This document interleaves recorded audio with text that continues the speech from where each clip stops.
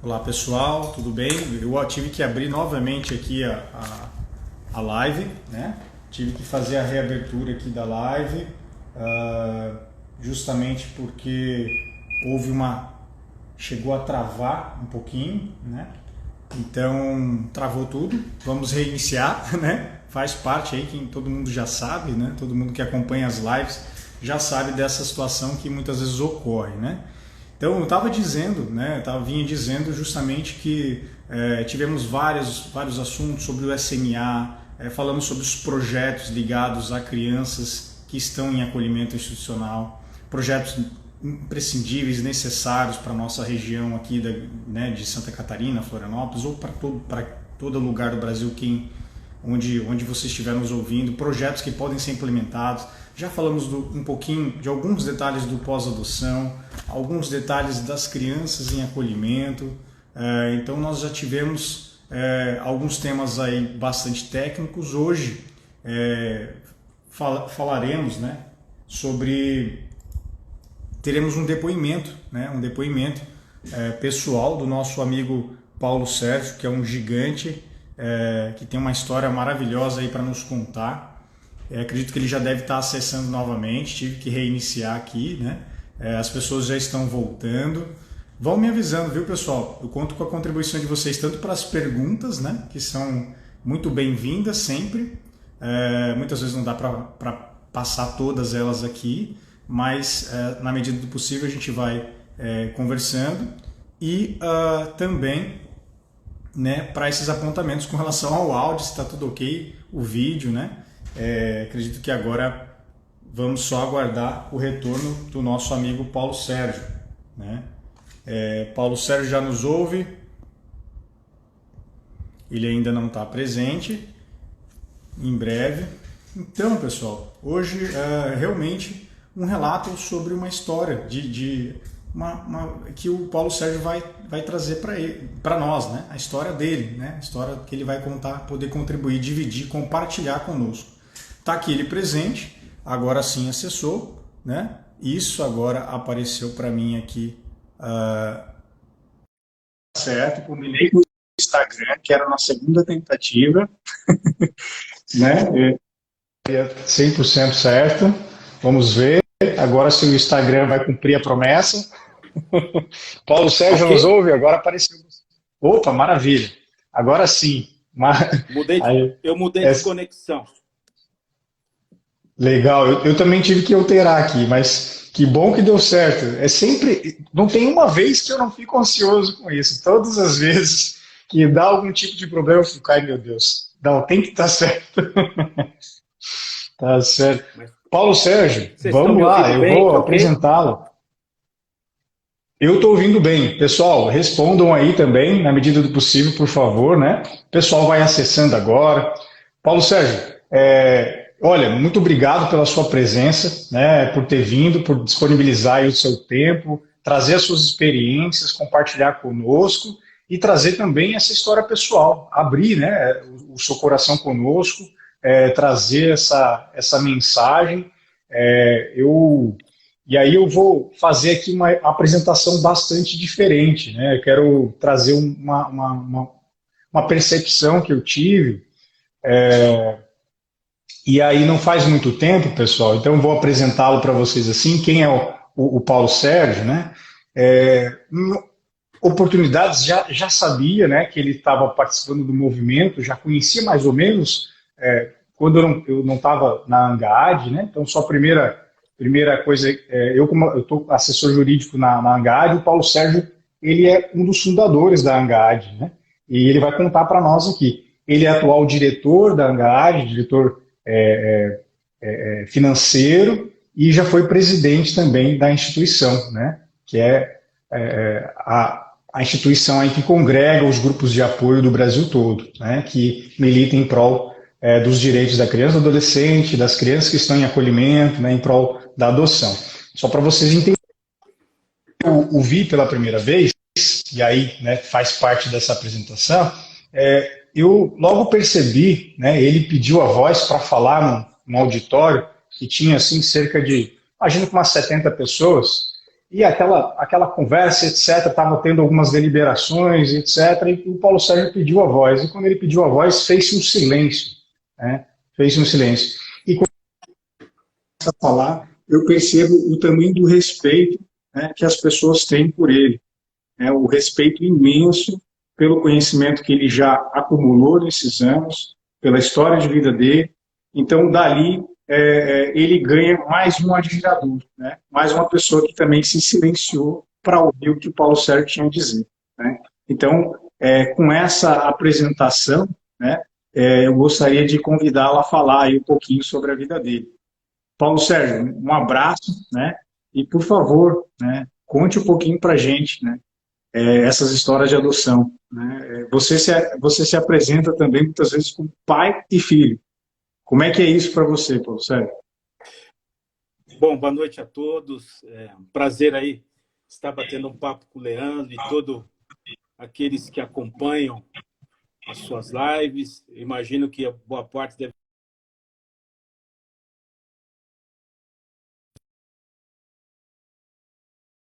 Essas conversas rodam o Brasil, né? Com essa oportunidade agora que surgiu em plena pandemia, né? Da nossa penetração digital, isso e virtual, isso possibilita agora nós rodarmos o Brasil. Mas eu imagino que esta seja uma conversa, uma continuidade daquela conversa, né, Leandro, que nós tivemos lá na última vez que nos encontramos pessoalmente, há um ano atrás, lá na Vila Germânica, né? Exatamente, exatamente. E Em Blumenau. tomando um chopinho lá, né? Num dos quiosques e batendo um papo com um grupo de pessoas do ENAPA, lá de Blumenau. Então, é um prazer estar retomando essa conversa agora com o público que te acompanha. Eu geralmente me apresento como filho adotivo e pai adotivo, mas também agora eu sou avô adotivo, né? Porque, aliás, tem sido um ano maravilhoso, apesar de todas essas dificuldades que nós estamos vivendo, mas é um ano que eu comemorativo na minha vida, né? É um ano que ontem eu recebi de presente meu segundo neto, que nasceu. Então, tem sido um ano bastante importante, aí, um ano de aprendizado, né? Mas falar um pouco do tema que você propôs, adoção e história, né? A adoção, para mim, confunde um pouco com a história do movimento de apoio à adoção no país, porque, felizmente, eu tive o privilégio de receber exatamente há quase 60 anos, porque na próxima segunda-feira, dia 29 de abril, é isso, né? 29 de junho, aliás. Na próxima segunda-feira, dia de São Pedro, eu comemoro 60 anos que eu cheguei à minha família adotiva. Olha que maravilha. Que legal. Então, para mim, tem sido um ano bem comemorativo. Apesar de, aliás, hoje estamos no dia de São João, né? No sul aí o pessoal, não sei se curte muito as festas juninas, mas quanto mais sobe o país, maior é o movimento. Maior é o movimento. A nossa turma de amigos do Nordeste estão em polvorosa lá, até em plena pandemia, né? Porque lá para o país com o São João. Mas é um prazer falando um pouco dessa história do movimento. Como eu falei, se confunde um pouco com a minha história pessoal, porque na década de 60, início da década de 60, eu cheguei numa família adotiva, numa história que se repetia de abandono no nosso país e que se repete até hoje, né? De famílias desorganizadas, de famílias sem oportunidades, e estamos vivendo aí um momento bem particular em relação a questão da comunidade negra no mundo, né? Temos feito algumas reuniões discutindo essa questão. E vejam, desde aquela época e até os dias de hoje, a nossa comunidade negra sofre pelas questões históricas, né, que ainda não foram resgatadas de forma a que os negros tenham uma oportunidade de estarem inseridos num contexto onde a sua família esteja protegida, atendida, né? Então, nós temos os nossos bolsões das grandes cidades, com essa comunidade sofrendo muito, violência, carências de toda sorte, a falta da educação básica, a falta de saneamento. Enfim, ficaríamos aqui muito tempo falando sobre essa questão. Mas já naquela época, essas situações ocorriam, né? E as famílias entregavam a criança para o juizado, né? E foi meu caso, uma família que se organizou, onde o genitor faleceu, a genitora não se viu em condições de dar amparo e assistência aos filhos e doou seus filhos, né? Ou os filhos menores. E eu era o caçulinha, né? 2 meses, fui entregue no juizado da infância, e meus pais, uma família muito corajosa, assumiu a adoção no sentido de enfrentamento por conta das questões interraciais. Então, eu cheguei no dia 29 de junho, né, numa família do meu pai, que era de origem italiana com português, e da minha mãe, de origem alemã. Então, veja, uma adoção interracial em 1960,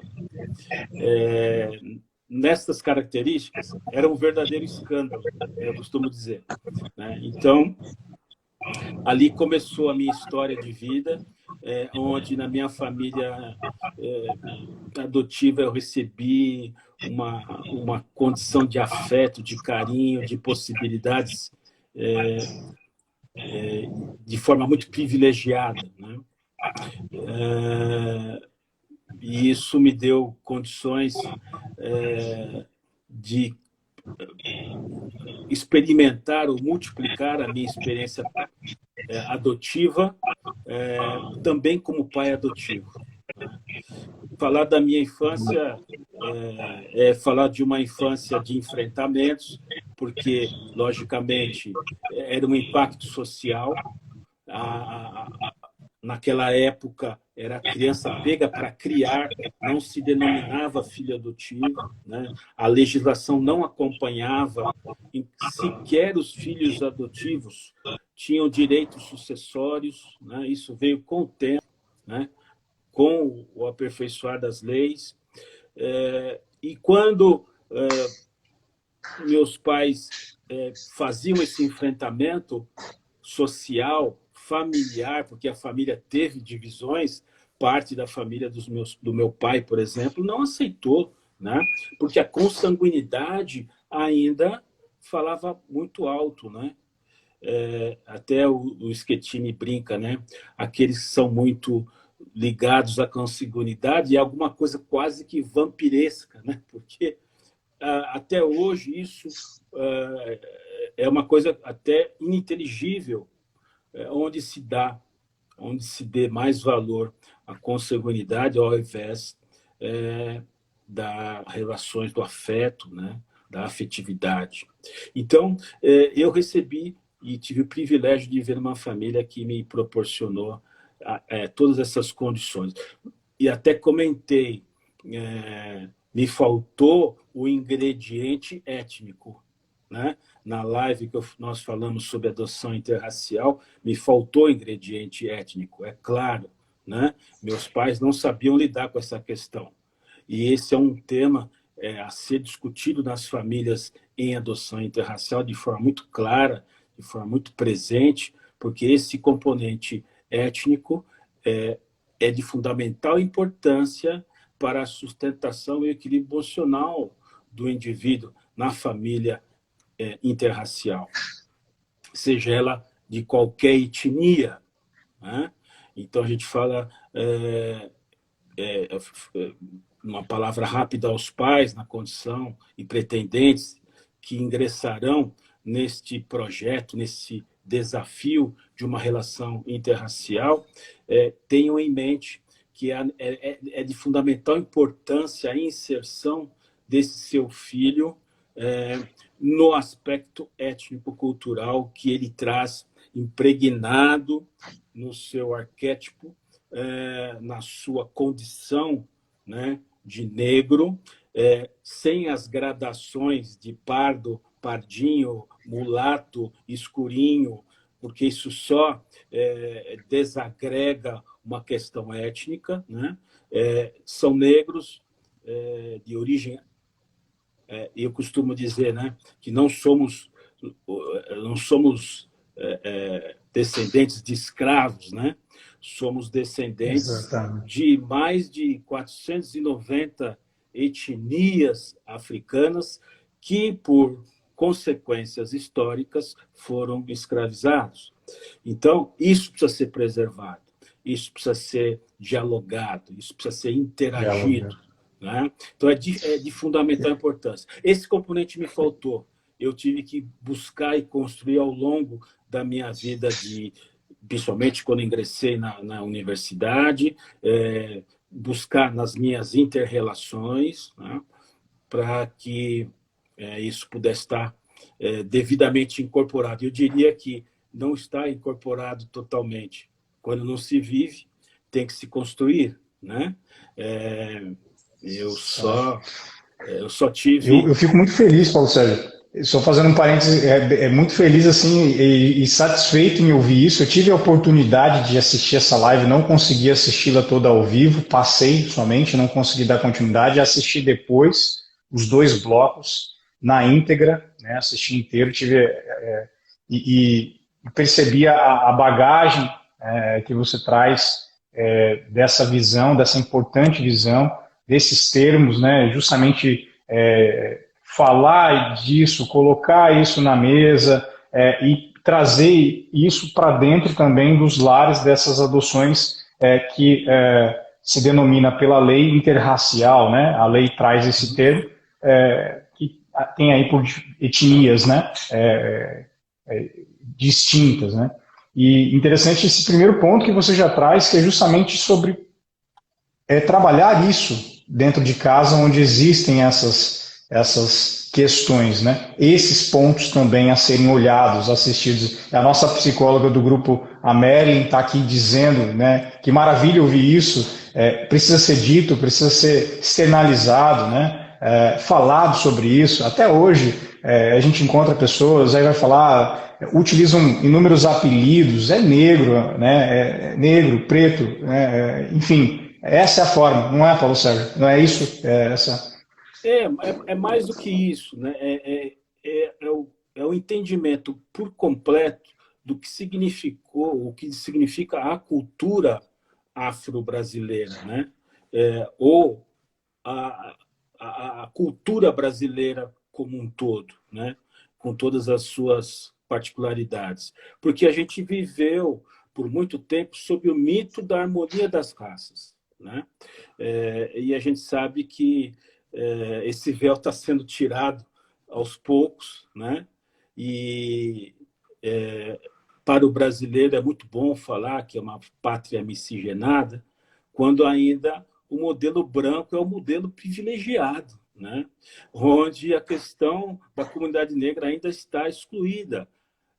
Até nós terminarmos a nossa live, 2 jovens negros estarão mortos, né, pelas pesquisas do IPEA nas grandes periferias urbanas do país. Então, esses são os números, né? Essa é a realidade.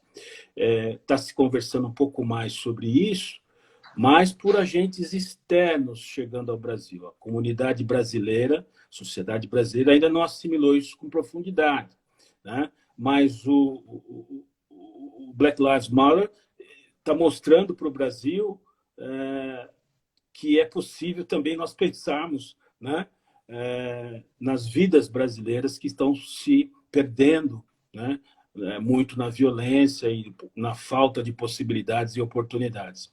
Então, acho que a gente precisa ter isso bem claro.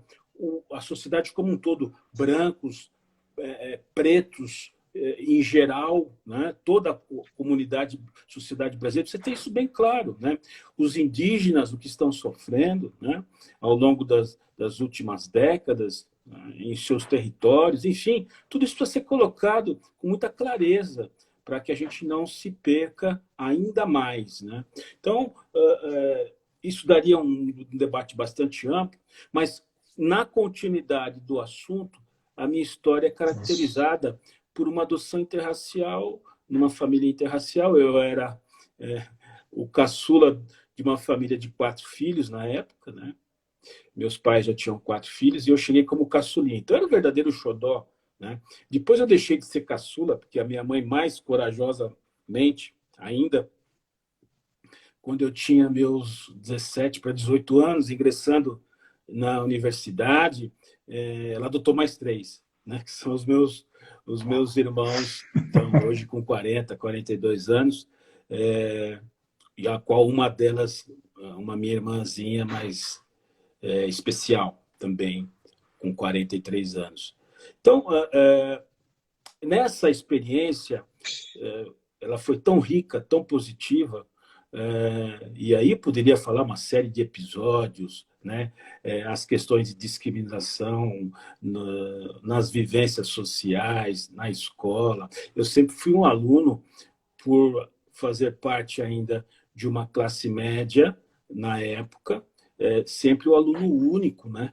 Na sala de aula. Né? Isso se configurou na escola, na universidade, e se configurou na profissão. Né? Na profissão. Então, na empresa que eu trabalhei por 32 anos, eu fui o primeiro negro engenheiro de uma área de desenvolvimento. Né? E saí de lá, depois de 32 anos, sem deixar ninguém. Né? Então, isso ainda no Brasil é uma coisa que choca. Né? Me choca, e choca também, me choca, Paulo Sérgio, porque eu lembro assim, você me contando isso, eu lembro inclusive dessa sua fala, que realmente, enfim, eu tenho, né, minha mãe, a minha irmã, que é negra, meu cunhado negro, né, meu pai tem toda a genética também, né, e assim, as influências todas, né? E ainda hoje, assim, eu não consigo entender, conceber isso. Ainda mais aqui no Sul, gente, aí eu faço também esse comentário aqui também, acho que é importante a gente apontar isso também, que ainda mais aqui no Sul, especialmente aqui no Sul, né? Quando chega aqui para Santa Catarina, né, Oeste Catarinense, Paraná, do Rio Grande do Sul, onde as famílias são predominantemente com descendência italiana, alemã, então tem ainda muito essa questão. Interessantíssimo esse ponto, né, de uma família que até você disse, o seu pai, então, também com ascendência alemã, isso? Minha mãe. A mãe, certo. Minha mãe de origem alemã. Rosner, certo. de Berlim, região de Berlim. Certo. E então tem até uma, enfim, né? Eu estou repassando aqui alguns pontos para quem está entrando agora, quem está ouvindo agora. Então, e aí outra questão que você coloca justamente você ter experimentado aí oportunidades onde você era o único, vivenciou vários anos dentro de uma empresa de tecnologia, uma empresa de elevada tecnologia, né? De ponta, tecnologia de ponta no mundo, uma das maiores empresas do mundo de tecnologia de ponta. E não ter ficado nenhuma outra pessoa também no seu lugar, como você disse, né? Não ficou outra pessoa no seu lugar. E aí, uma representação negra, porque esse foi sempre a minha grande frustração, né? De não termos, não partirmos do mesmo ponto de partida, né? Então, eu acho que os negros ainda sempre ficam numa condição muito aquém, mesmo capacitados, mesmo com toda a formação, ainda ficam aquém do ponto de partida, né? Da largada, como a gente fala. Então, isso ainda é triste de ver no nosso país. Porque isso aqui no Brasil é muito acentuado, né? Meus filhos Sim, passaram por isso, né? Meus filhos também foram certo. alunos únicos. Então, nós debatemos hoje que eles estão adultos nas suas carreiras, formando as suas famílias, eles debatem isso, né? Então, Poxa, sério, a vida inteira isso sempre incomodou, né? E ainda incomoda, né? Como a gente transformar isso? Então, acho que é militância. E aí, o que eu posso dizer é que eu me penalizo por não fazer parte de uma militância do movimento negro mais contundente em termos de propostas, de participação. Eu sempre apoiei as propostas, mas nunca participei de forma efetiva, de forma mais contundente. Foi alguns espasmos em época de faculdade, em diretórios específicos da universidade, mas a minha militância sempre foi no movimento de apoio à adoção. Então, essa é uma experiência que daria um debate também enorme, né? Essa discussão também daria um sim, debate enorme. Mas, continuando sim. na minha trajetória de vida, o que me chama a atenção é que, sem dúvida alguma, a família, no seu contexto de afetividade, é que vai trazer, nesses vínculos, a segurança para que todos, em qualquer condição, sejam eles na condição interracial, em condições das mais especiais, das mais diferenciadas, porque hoje a adoção abarca uma diversidade importante, né? Isso foi um trabalho de décadas para que o perfil do brasileiro pudesse entender que existe espaço na sua família para transformar a sua disponibilidade afetiva em qualquer condição de diversidade do seu filho, em Legal. qualquer condição que ele chegue à sua vida. Projeto também familiar, porque minha esposa, logo no nosso projeto familiar, no nosso planejamento familiar, nós quisemos estruturar também a possibilidade de termos filhos por adoção. E assim fomos, né?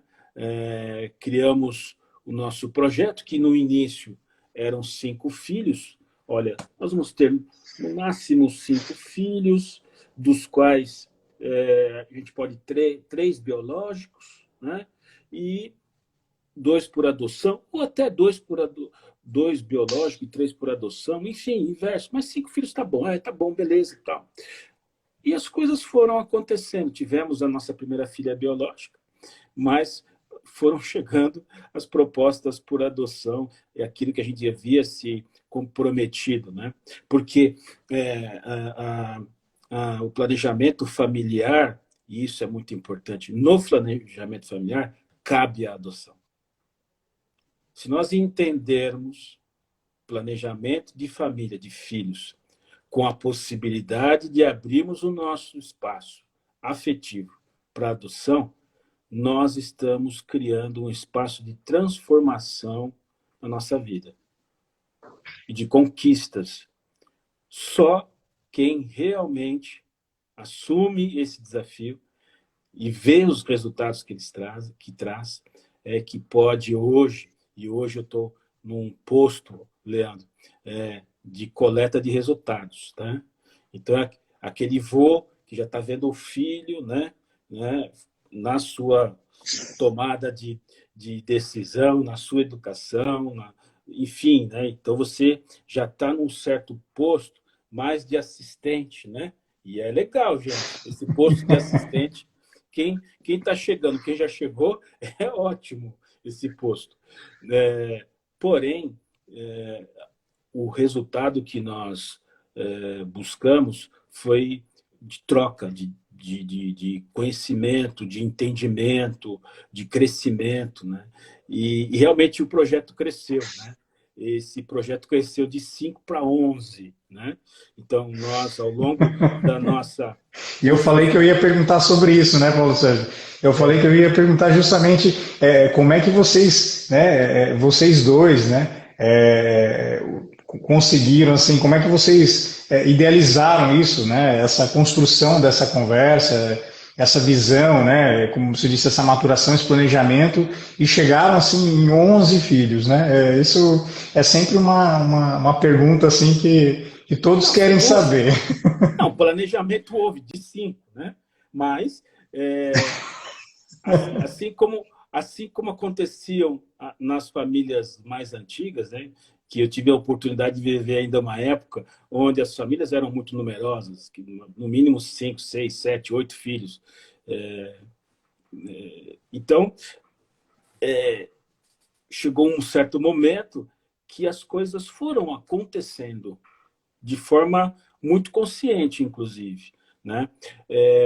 De forma onde, cada vez que a gente estava inserido num contexto, surgiam situações onde nós nos sentíamos com coragem e disposição suficiente para assumir mais uma possibilidade, né?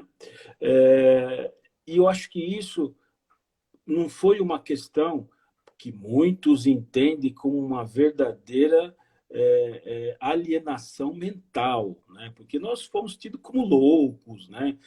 Tem amigos que se afastaram, né? Nós tivemos amigos que se afastaram, né? Porque, de uma certa forma, ir numa festa de aniversário com um monte de filho incomoda, né? Incomoda a festa, né? Ainda mais de uma forma onde a adoção se faz presente, né? Numa condição também interracial, porque quis o destino que eu também adotasse filhos na condição interracial, né? Tenho filhos negros biológicos, negros adotivos e brancos adotivos. E por conta desta experiência ou dessa vivência, nós atingimos esse patamar onde nós realmente entendemos que foi o limite da nossa última caçula aí, de 12 anos, e ela ficou uma defasagem para o antigo caçula, que tem 22 anos, né? Então, a Maria Vitória chegou como última caçula, né? Já está conosco desde os seus 4 anos, né? Ela completou 12 agora, agora no mês de março. Ela chegou com as suas irmãzinhas gêmeas, e nós, num contexto de família, minha irmã ficou com as 2 gêmeas, né? E elas são as irmãs que viraram primas, e nós temos esses modelos na família também, de Olha irmãos só, que... que isso é novidade para mim, que sensacional, Nós legal, temos, bom saber mais porque... essa questão. E é interessante porque isso tem sido, não só de irmãos entre família, a adotar grupos de irmãos, mas entre amigos do grupo de apoio à adoção, adotarem grupos de irmãos, né? Principalmente amigos do grupo de apoio à adoção que moram na mesma localidade, que possam ter o compromisso de estarem convivendo com os irmãos em conjunto, em famílias diferentes, mas convivendo em conjunto, né? Então, Certo. na família, nós temos vários grupos de irmãos que essa experiência nós também temos. Então, essa foi a última. Nesse espaço, nesse intervalo, várias outras situações de adoção foram acontecendo. Então, nós temos filhos, 2 irmãos biológicos, que nós éramos padrinhos num abrigo na época, né? Na época era abrigo que tinha mais de 200 crianças, quase 300 crianças, que era o modelo da época, no início, Nossa, ainda no início que dos anos 2000, né? Temos crianças que vieram com necessidade passado especial, recente. Passado recente, muito passado recente. recente. Crianças que vieram chegaram na minha família com necessidades de saúde, necessidades de atendimento, de acolhimento, de saúde, mas que superaram todas as etapas. Então, teria uma live só para falar dos filhos e da chegada dos filhos, né? E que realmente a gente tem uma bagagem bastante interessante de situações, porque, independente da nossa família nuclear, meus irmãos também adotaram, baseados até na experiência positiva da minha primeira adoção da família, né? Eu fui o primeiro, tive o privilégio de ser o primeiro adotivo da família. Meus irmãos também adotaram. Então, eu tenho irmãos, tem irmã que tem 14 filhos, tem irmão que tem 11 filhos, tem uma irmã que tem 9, tem outra que tem 7. Nossa! Então, eles a têm... família é gigantesca, então é um estádio. O meu netinho Noah, que nasceu ontem, eu preciso ver aqui, eu tenho um histórico que eu até agora não vou precisar atualizar, mas o Noah, meu netinho que nasceu ontem, ele é o número 125, né? Uau, olha só, família grande. Eu tenho aqui, Fernando, ô Leandro, eu tenho um histórico, né, de toda a estrutura familiar, com contexto familiar, né? Esse aqui são Legal. os meus pais, tá vendo? Então, eu tenho aqui uma série de dados da família. Então, eu tenho aqui, 125, 124 até ontem. Agora, o Noah, 125. meu netinho, é o 125. E desses... Legal, toda a ramificação aí da família. Desses 125, 44 são... 42, aliás, 43 são filhos adotivos. Um terço desse contexto familiar todo são filhos adotivos. Então, ainda mais essa, né? Então, a gente tem um histórico de convivência entre primos, né? Nessa relação que é maravilhosa, né? Muito interessante para que as pessoas possam entender aonde pode chegar. Por conta da experiência minha familiar, vejam, meus irmãos e eu, no início da década de 90, fomos sensibilizados por um grande psicólogo, precursor do movimento de apoio à adoção no país, chamado Fernando Freire. Conversamos sobre ele, que, inclusive, apoiou a fundação do antigo GEAF, aí de Florianópolis. Foi o Florianópolis com Cecília Larroide, uma precursora da adoção aí na cidade de Florianópolis, sensibilizada pelo Fernando, na época que andava o país todo em busca de experiências na adoção, porque ele organizava o movimento no país. Acabou sensibilizando a Cecília a criar o grupo de apoio à adoção aí em Florianópolis, que foi sede do terceiro ENAPA. O terceiro ENAPA foi em Florianópolis, 1998. Né? Mas, então, em 93, em 91, Fernando fez contato com a minha família, soube da nossa experiência familiar, fez uma reunião conosco, e nós, contando essas histórias que estamos contando aqui com você, né? Ele falou, não é possível, vocês precisam multiplicar essa história de vocês precisam criar um grupo para trazer pessoas que estão interessadas, papapá. A gente ficou assustado com esse negócio, né? Além de falar isso, deu 2, 3 semanas, estava o Globo Repórter ligando para nós. Imagina, né? 1991, Globo Repórter ligando, porque a tia tinha recebido o contato do Fernando Freire, que vocês têm uma experiência familiar de adoção muito interessante, e aí todo mundo ficou em alvoroço, né? Não, e a gente fez uma reunião familiar para decidir se ia participar, né? Porque ia expor todo mundo, a família toda, Globo Repórter era a mesma coisa, era que nem no meu tempo de moleque. Quem ficava de castigo não assistia a Família Trapo, né? O pessoal da minha idade vai saber quem era a Família Trapo aí. Era o castigo da criança. O Globo Repórter é a mesma coisa. Não assistiu o Globo Repórter, vai dormir mais cedo, né? Então, nós decidimos participar. E foi uma reportagem com o Ernesto Palha, na época, muito interessante. E depois a gente não conseguia nem andar na rua, né? Porque as pessoas nos paravam. Eu trabalhava numa multinacional, tive que no refeitório, a turma veio para cima de mim no dia seguinte, né? Na segunda-feira. Mas... Fazendo assediado. Assédio total. Depois do Globo Repórter veio o Fantástico, veio mais um Globo Repórter, enfim. Aí nós convencemos, não, nós precisamos criar esse grupo. Em 93, criamos o Projeto Acalanto, São Paulo, hoje a Associação Acalanto, primeiro grupo de apoio à adoção da cidade de São Paulo. Imagine São Paulo com mais de 10 comarcas, só na região metropolitana.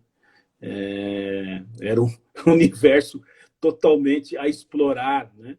E nós, muito humildemente, iniciamos o nosso trabalho lá, visitávamos as varas de infância, levávamos o nosso portfólio de atividades lá as nossas reuniões, nosso cronograma. Olha, se vocês tiverem pessoas interessadas, isso a vara que abria a porta, porque tinha vara que não abriu a porta. Mas como São Paulo é grande, né? As que abriram acabaram depois se beneficiando do imenso manancial que é o grupo de apoio à adoção. Depois as outras vieram atrás, né? Mas também surgiram outros grupos. Viram que perderam, né? Viram que perderam as oportunidades ali, né? Mas também vieram outros grupos em outras localidades da Grande São Paulo, grupos também pioneiros no ABC, na região do ABC, na capital também, na Zona Leste, o pessoal querido lá do Refúgio, Clélia, foram pioneiros em grandes regiões. E, em 93, o Projeto Acalanto, já em 96,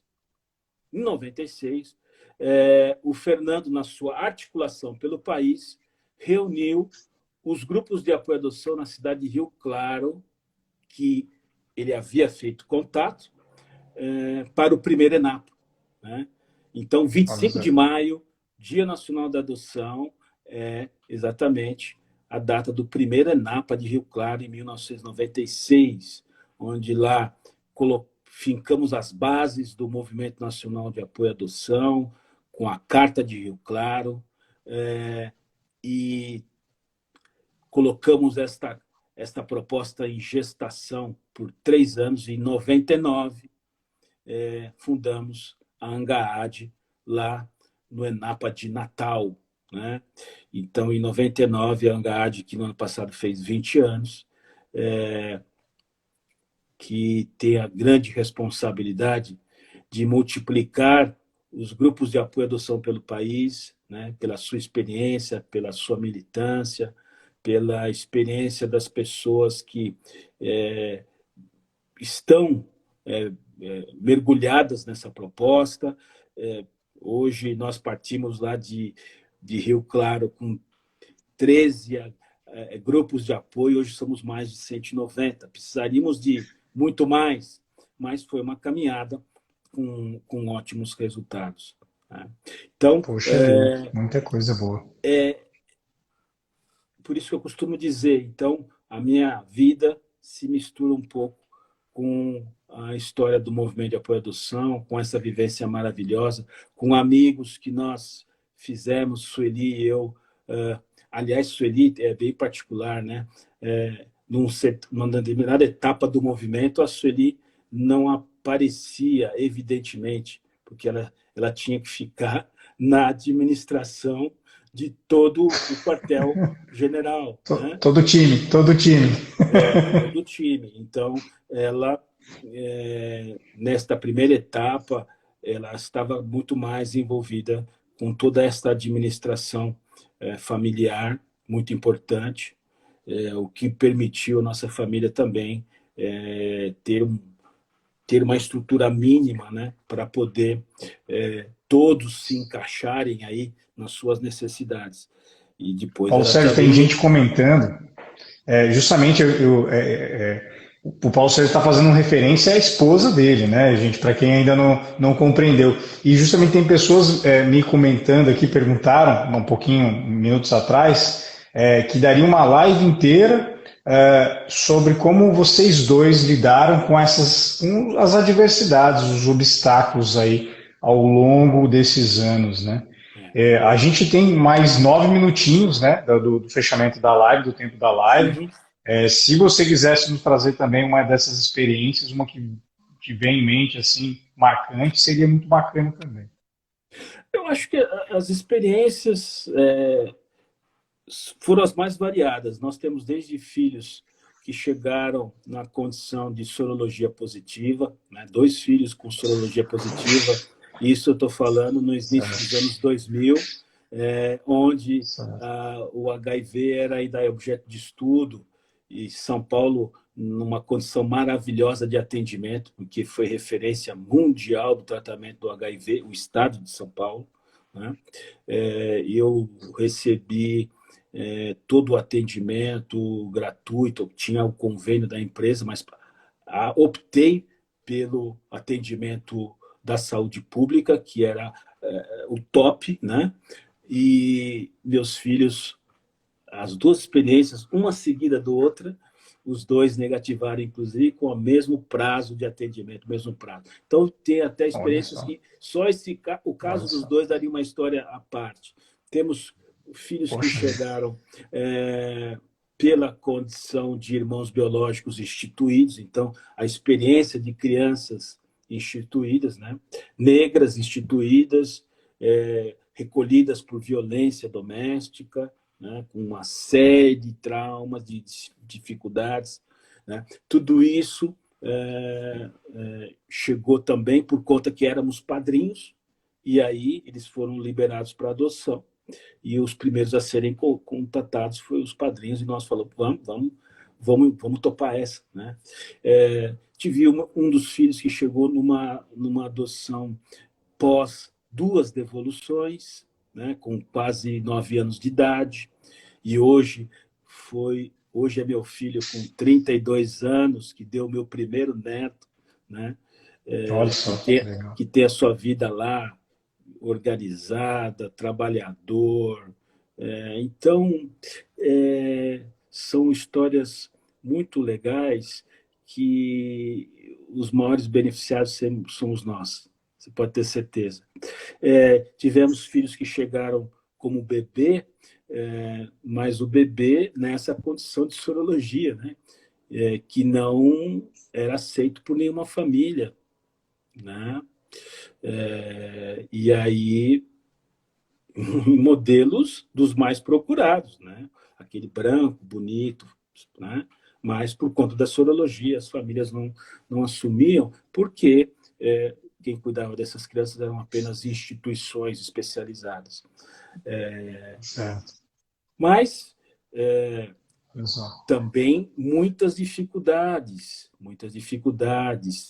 jovens que se inseriram na dependência química, né? E tiveram que receber acompanhamento, né? Porque do jeito que eu estou falando aqui, parece que as coisas acontecem tudo uma mil maravilha. Não, as dificuldades comuns de família, né? Porque todos temos filhos, né? Em situação de necessidades. Ao longo de toda a estrutura, nós tivemos, em algumas oportunidades, ter o acompanhamento de profissionais, psicólogos, né? Para que a gente pudesse ter um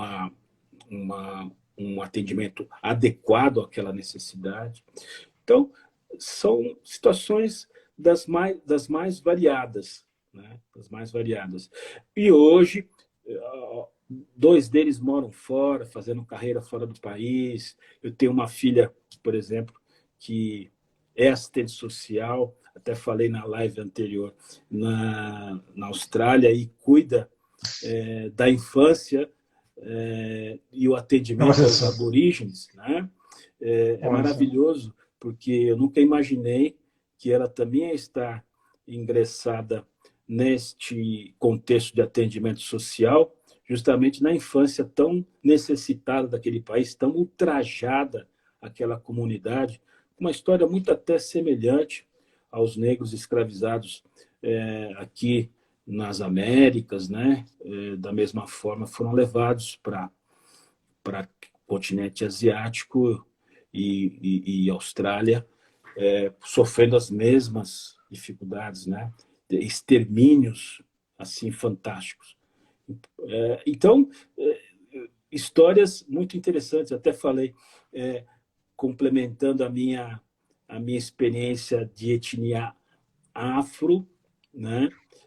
Minha filha casou-se com um rapaz do Zimbábue e em 2018 eles se casaram e eu fui na cerimônia, né? Foram 2 cerimônias, uma na Austrália, uma nos Estados Unidos, e nos Estados Unidos foi uma cerimônia Zulu, né? Porque eles são extremamente tradicionais. Nunca imaginei na minha vida que nessa altura da minha idade eu ia ter uma overdose ou uma inserção tão maravilhosa, cultural, como eu tive na cerimônia do casamento dela. Então, são histórias assim de muito aprendizado, né? Eu acho que isso vem trazendo para a família como um todo uma questão e um contexto de aprendizado, porque eles sabem hoje, né, nesse contexto de estarem convivendo, dividindo, compartilhando, ganharam uma maturidade diferenciada, isso eu posso lhe dizer, Leandro, né? Então, esta possibilidade de você criar um espaço de compartilhamento, de visão, você sai do seu personalismo, do seu egocentrismo e passa a entender o contexto familiar de uma forma diferente, né? E leva isso para fora. Porque se nós falamos em novas gerações, nós precisamos estar preocupados, Leandro, com o que nós estamos exportando para o mundo lá fora. E isso vem de dentro de casa, né? Porque a gente é cheio de fazer militância, sair para protesto, mas, na realidade, nós temos que ver primeiro em casa o que nós estamos exemplificando e o que nós estamos propondo para os nossos filhos serem os elementos transformadores da sociedade que a gente quer. Então, a adoção permite isso, né? Então, essa experiência não tem preço, é maravilhosa. Que ótimo, maravilhoso. Paulo Sérgio, olha, assim, eu até me arrependo das intervenções que eu fiz, porque a vontade é de ficar só ouvindo, né? Justamente porque eu não quero atrapalhar essa guinada que você dá nos seus pensamentos aí, no seu navegar, né? E tem gente aqui, cada ponto desse que você trouxe tá para a gente ouvir 1 hora de experiências aí, no mínimo, né? No mínimo 1 hora, né? E eu não sei se você se recorda que eu perguntei para você e o seu livro, né? Quando é que vem, né? Não sei se você se recorda de... Olha, vou jogar na responsabilidade. Eu acho que agora começa a maturar a ideia. Vai vir na hora certa. Vai vir na hora certa. Tem experiências ainda que precisam ser vividas, ainda ser vividas. É muito rico, precisa ser compartilhado, precisa ser isso, né, divulgado ao país todo, ao mundo. A gente precisa ouvir mais você. Né? Tem pessoas aqui que querem que volte só para falar desses desafios aí, só que, né, vamos ter que escolher alguns, né? Vai abrir a contagem do tempo aqui, né? E eu queria estamos à vontade. Estamos à vontade. Tá, Sueli e eu prometemos. Sueli e eu podemos vir um dia para falar para a turma aí dessas experiências. Ela precisa estar presente, não tem jeito. Ela legal. Tem que ser a dupla, né? Tem que ser a dupla, né? E se ela que estava na administração toda aí, né? Sem dúvida. Paulo Sérgio, obrigado pela sua voz, que é luz, ilumina, que tem uma força gigantesca. Eu que agradeço. Eu costumo sempre colocar esse adjetivo gigante Paulo Sérgio nas minhas mensagens que eu mando aqui nos grupos. Assim que eu o vejo, né? Então, assim, saiba que eu sou uma pessoa que te admiro muito, né? Pelo que eu já vi e ouvi de você, pela história, pelo seu trabalho, né? Por todo o contexto que você vem fazendo pelos grupos de apoio, pelas crianças, né? Você só trabalha pelos grupos por conta dessas crianças que estão nos acolhimentos, pelo exemplo, né? Pelo exemplo, não só pelo exemplo. Acho que isso é tudo. É mais do que as palavras aí, é o exemplo. Obrigado de coração, tá? Um grande abraço para vocês. Eu agradeço, Leandro. Aproveita o netinho que chegou ontem. Um abração. Até mais. Nessa pandemia não vou poder ver ainda. Olha que coisa. Puxa vida, poxa vida. Em breve, em breve, em breve. Só por vídeo, por enquanto. Só por vídeo. Um grande abração. O André Turma tá mandando um abraço aqui também, tá mandando um alô aqui pra gente. Grande abraço pro André. Pessoal de João Pessoa, do GEAD, de João Pessoa. Teve gente da Venezuela também, alguns amigos, não me recordo agora, mas que mandaram um abraço, disseram que te admiram muito. Então, importantíssimo aí esse contato. Um abração, falamos em breve. Tchau, tchau. Até. Um abraço para todos, beijo para todos. Um abraço.